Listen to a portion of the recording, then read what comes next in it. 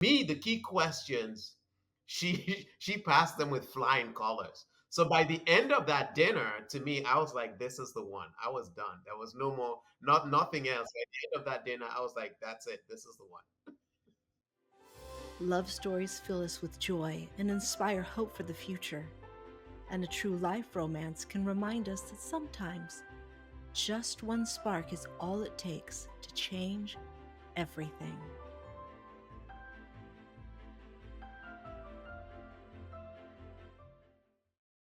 All right. Well, welcome to Unexpected Love Stories. I'm your host, Don Prushkovsky, and today we're going to continue our She Said, He Said episode. We heard from Maya Williams yesterday, and today we're going to hear from Wanji Williams, her husband.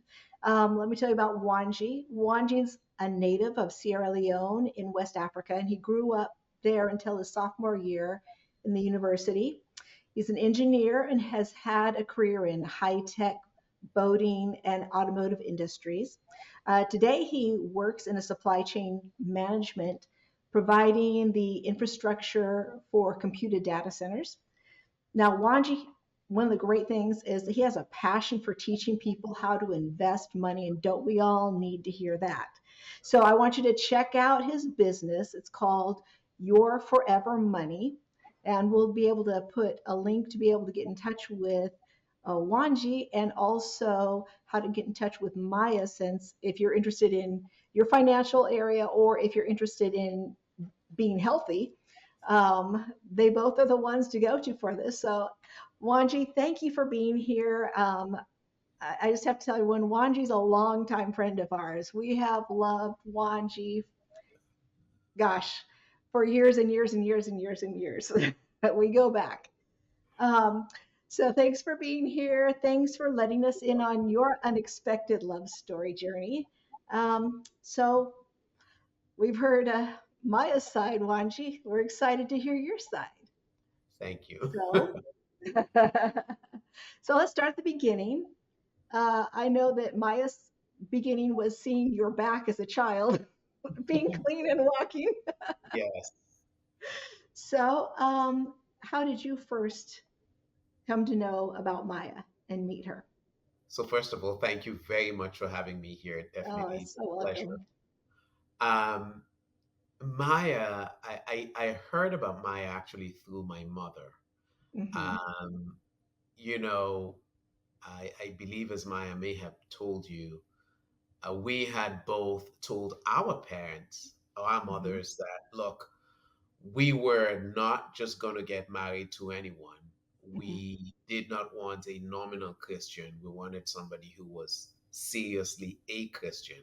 Hmm. And again, if that meant the person had to be Chinese, then that was what was going to happen. And the reason why we picked Chinese, it was not any offense to the Chinese per se, but culturally, it was maybe as far as we could go from what our parents knew.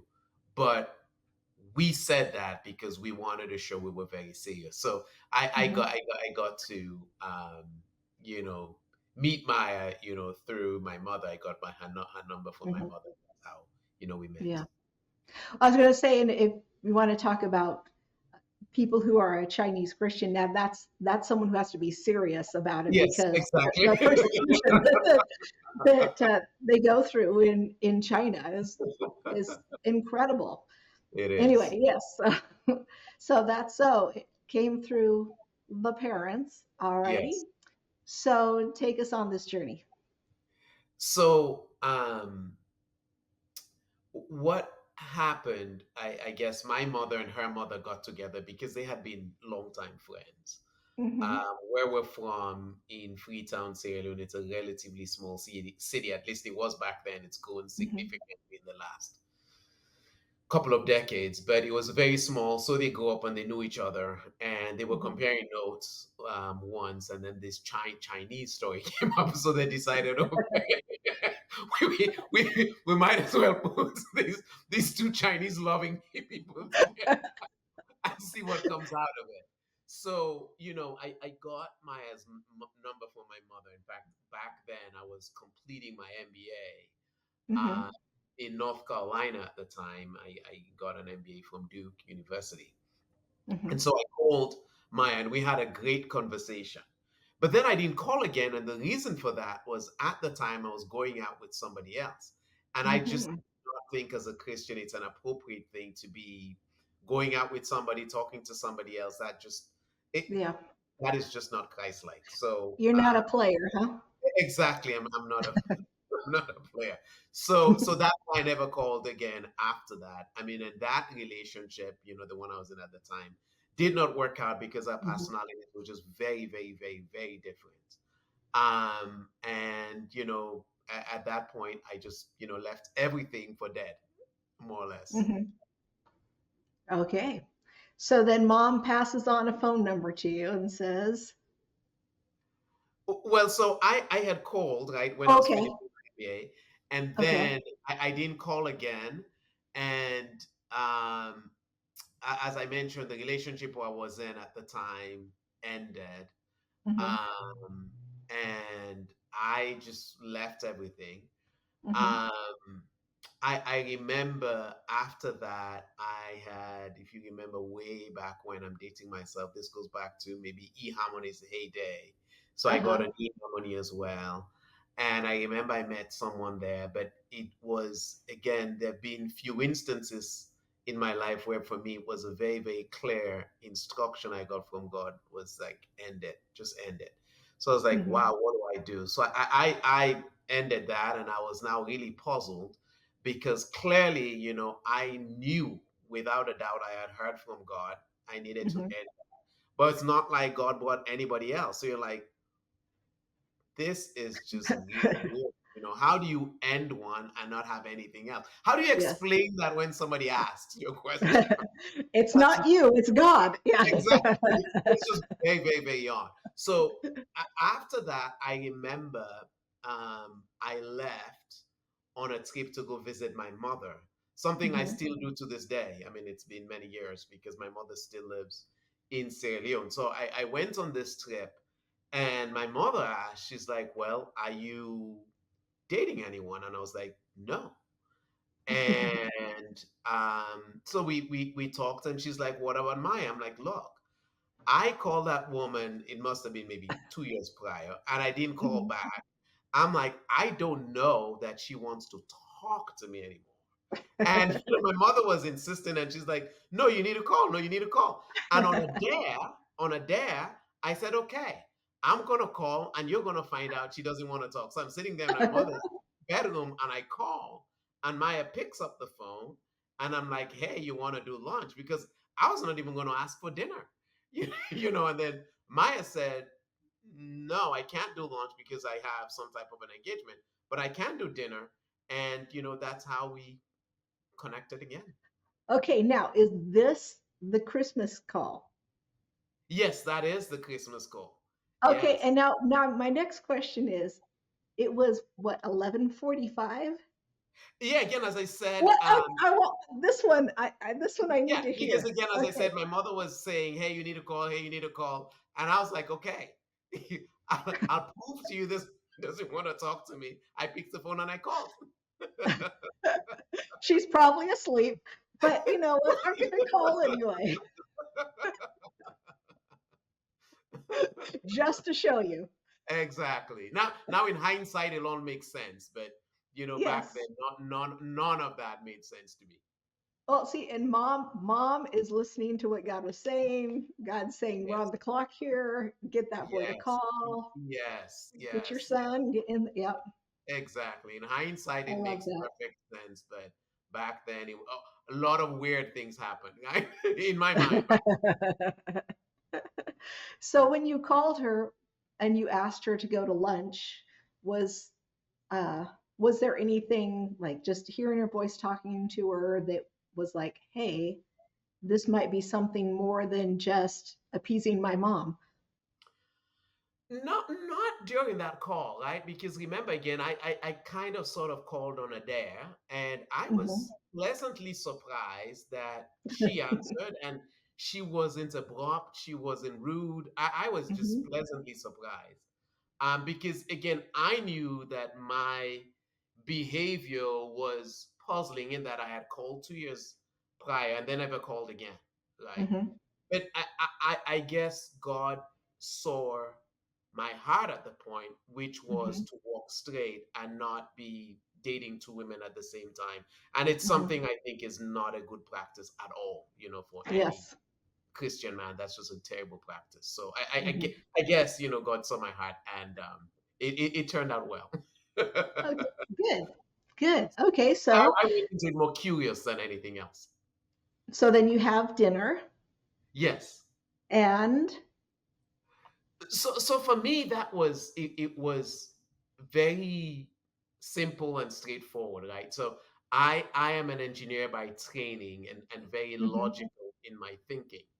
And one of the conclusions I had come to, Don, Mm-hmm. is the more criteria you have, the less likelihood you were gonna meet someone. That was Mm-hmm. just my criteria. It was just less likelihood you were gonna meet somebody you really liked. So by that time, I think I had really sensibly narrowed down my criteria to all I really want to know is the person is really a committed Christian Mm-hmm. and that we can get along. I didn't have any other criteria really past that. So it was very narrow list. And again, I wanted to make sure the person really understood what it meant to be a Christian and what it meant to be committed to marriage, right? Because Mm-hmm. nowadays people have very differing ideas on that. I mean, even within the Mm-hmm. church. And once we got to dinner, I started asking a couple of questions. Mm-hmm. Maybe Maya didn't feel that way, but for me, it was more like an interview, right? I was just asking questions. And to me, the key questions, she passed them with flying colors. So by the end of that dinner, to me, I was like, this is the one. I was done. There was no more, nothing Oh, else. wow. By the end of that dinner, I was like, that's it. This is the one. Okay. So is that in your mind, or have you started to feel something in your heart, or would you Both, say? Okay. both. Yes, both. All right. So end of the one a call one day, a dinner the next, and now you're hooked. This is the Yes. one. But she lives in another country. He lives in another country. Yes, that is correct. So so what was your plan going forward? Well, again, none of this was really planned per se. So we Hmm. just had to, or on my part, I just had to roll with the whole situation. Hmm. So multiple phone calls back and forth. She flew over to the US far more than I did, going to England. Hmm. And so we met maybe 5 times over the year. And within a year, I think in 2 days, we were married. From that dinner, within a year and 2 days, or a year and 3 days, I can't remember, we were married. Oh, That was it. wow. Yes.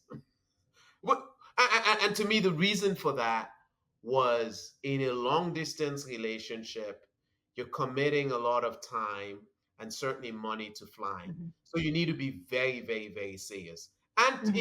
again, in a dating relationship, I think you need to be serious regardless anyway. I think that should be the hallmark of a Christian. Hmm. Absolutely. All right. Well, I want to hear about the proposal. Um, so I'm going to take a break for just a second, and we're going to come back and we're going to hear about the proposal and how you expressed your love to her. Sounds good. Okay. How do you know when you're falling in love? Join us for the Love Unexpected podcast. This true life romantic journey dives into the whirlwind story of how one woman's life miraculously transformed, leading her across the sea where she discovered the love she didn't expect. Listen now on your favorite podcast platform.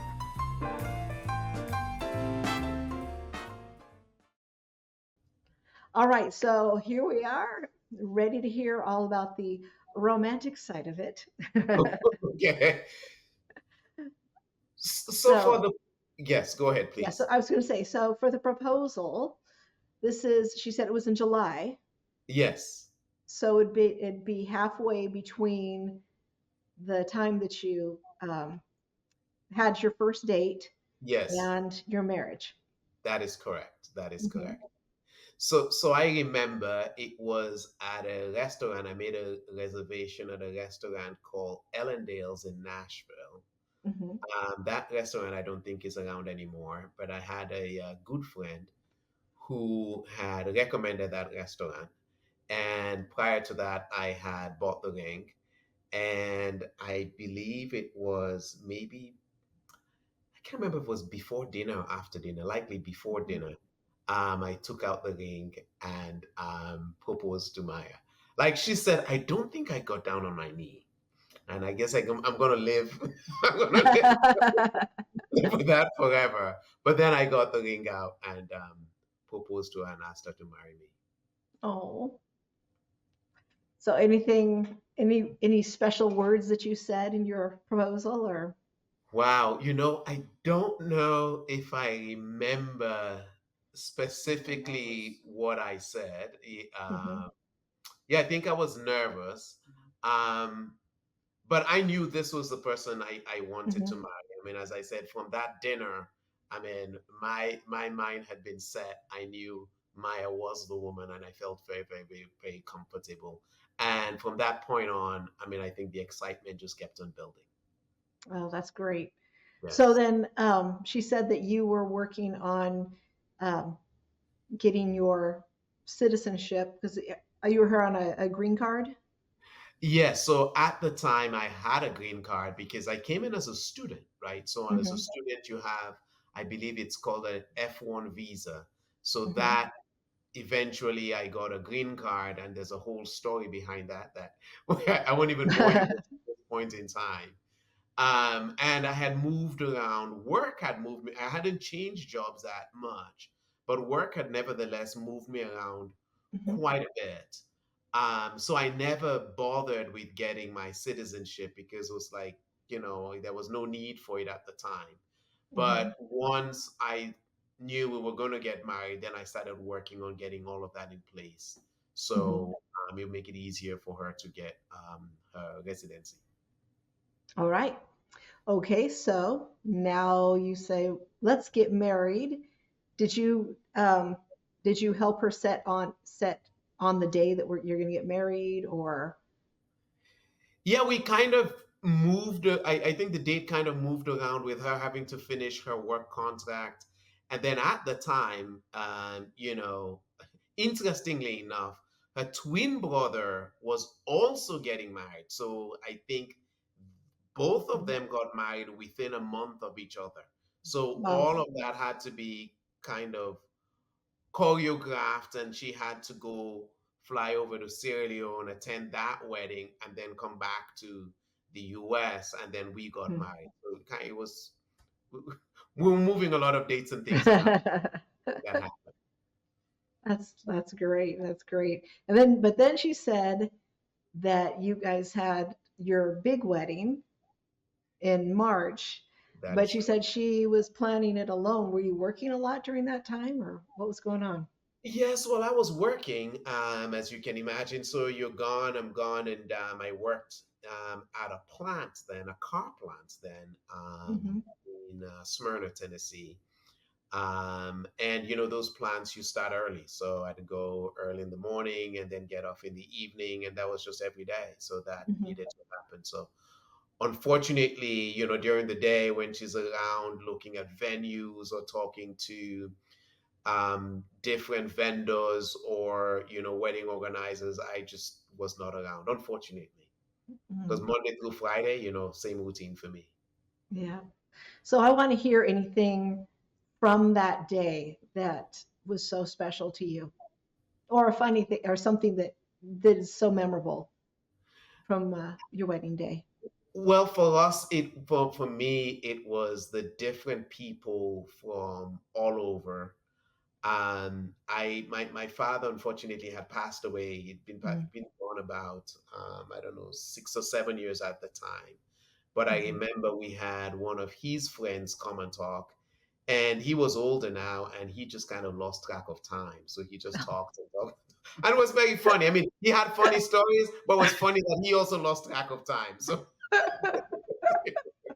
It's a wedding. Let's wrap this up. exactly. Yeah. And you need to know again from our culture, right, in Sierra Leone, people are not necessarily, they don't watch the clock as much because it's more of a laid back culture. But Mhm. now again, this wedding is taking place in the US, you've got a time on the hall and all that. That one was a little bit hilarious. That's great. That's great. Okay, so after you got married, anything that took you by surprise, anything that became more wonderful?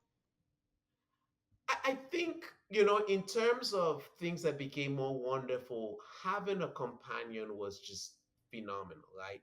Because Mhm. I was 36 plus when we got married. So, as you can imagine, I had just gotten used to just living by myself. Mhm. Work had moved me around, even though, because I remember the first company I worked for coming out of undergrad, in 5 years, they moved me like 6 times, Wow. right? So I had kind of just been used to living by myself. They plop me up in a new city. I kind of, you get a routine in terms of how to get around and Mhm. do your own thing. But having a companion for me was phenomenal. You no longer came home to an empty house. You could always discuss problems with, you could always have someone to run ideas by. Mhm. It definitely is right when God said it's not good for man to live alone. So that was very, very good, in terms of things getting more Mhm. wonderful. That's just been, phenomenal from that standpoint. Love that. Yeah. So, what words of advice would you have for any young men who are waiting for their woman? I think the advice I'll have is definitely pray and depend on God. Right? I think it's Mhm. something you need to have a lot of faith to get into, and also realize we are just incredibly selfish, right? As human beings and as men, certainly you could be incredibly selfish. Mhm. So you need to be open for God to really work on your heart as you go into marriage. There's a lot of um, good things about marriage, but at the same time, there's a lot of pruning that takes place in marriage. And I think you need to be ready for that. You need to be ready for um, the discoveries you make about yourself. Yeah. Overall, very, very, very good thing, but you have to be very flexible and you just have to realize you're going to discover how selfish you are. I remember, before I got married, I had, and I still have them as friends, this very, very great, nice, gentle Indian couple. I Mhm. thought and I still think they're the sweetest people in the world. And they were telling me, hey, when we got married, we discovered how selfish we are. And I'm there scratching my head. I'm like, I don't understand that. You guys are not selfish. That's not even possible. Well, until I got married, and then I Mhm. realized, oh my goodness, how incredibly selfish we could be. And marriage is one of the tools God uses to really shape us and refine us and get us more into the image of Christ, because Christ came and he died and he gave, right? For him it's Mhm. all sacrificial, and we don't naturally think that way. We think, what's in it Mhm. for me? Love that. Love that. I have loved listening to you guys share your sides of your journey. This has been beautiful. I'm so excited that we get to share this with the world now. Thank Um, thank you so much for sharing this, and I can't wait to talk to you again later. You're welcome, and we're honored that you asked us. Thank you Oh, very thank you. Love thank you. ya. Thank Bye. you. You too. Bye. Listeners, we'd love to hear from you. Please connect with us and share your comments about this episode on YouTube, Spotify, or whatever streaming platform you use. We want you to become a part of the conversation. So please go to our website, unexpectedlovestories.com, and share your love story with us. You can find a link to it in our episode guide. And while you're there, check out the photos of couples from each episode. We'd love you to share our podcast with your family and friends so that they can enjoy these stories as well. Unexpected Love Stories can be found on all their favorite podcast platforms.